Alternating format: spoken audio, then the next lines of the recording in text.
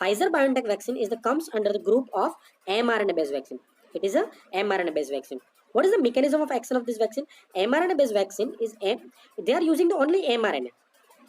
mRNA which is directed against the spike protein is incorporated with the nanoparticle, not the vector, but they are using the nanoparticle, and then it is inserted into the human body. Now let's learn how the difference than the other vaccines. In the vector based vaccine, they are using the spike protein.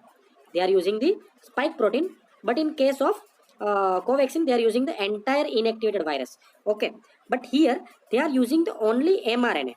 mRNA is the genetic particle which is responsible for the production of the spike protein, which are responsible for the production of the spike protein after entering into the human body. After entering into the human body, it produces the spike protein. Spike protein binds with the ACE receptor, and then it produces the immunity by the T cell and B cell mediated, same like the infection with the COVID infection. Okay, so if the patient is infected with the future with the active COVID infection, then the there is the memory of immunity provides the better help. Okay. Okay, in the human body, after this mRNA in the human body,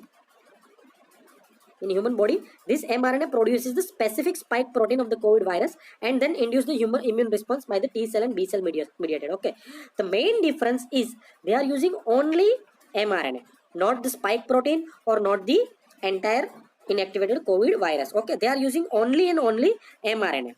That is why there is a huge advantage of this vaccine. There are less number of side effects than the other vaccine because there is no requirement of the vector in this vaccine. There is no requirement of vector like the vector based vaccine. Okay, now there is some difference than the other vaccine. There is some difference like in the dose, in the age group selection. The dose is 0.3 ml. It's not 0.5 ml like the other vaccine. The dose is 0.3 ml. The age is the vaccine is given for the age more than 16 years.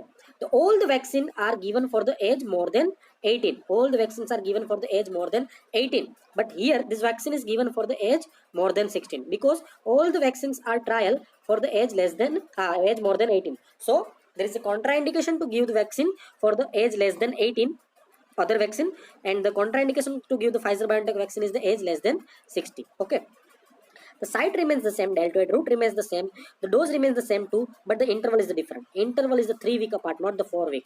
Okay, the interval is different, the dose is different, age group is different. Okay, the efficacy is excellent, it's 96%. Efficacy is excellent, it is a 96%. Okay, but the hurdle, obstacle or disadvantage is storage and transport. The storage and transport is required -60 to -80 degrees Celsius temperature. If you are not maintain this temperature during the storage and transport, then the efficacy is lost or the effectivity is lost. So proper cold chain is needed for the transport because -60 to -80 degree temperatures you should maintain during the transport for its efficacy and effectivity.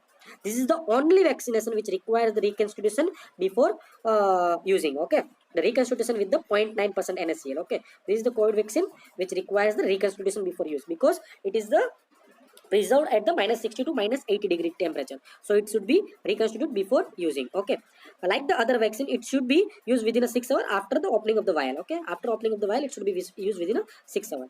After 6 hours it should be discarded. Okay, this is about the Pfizer BioNTech vaccine. There is some difference than the other vaccine, so let's summarize rapidly.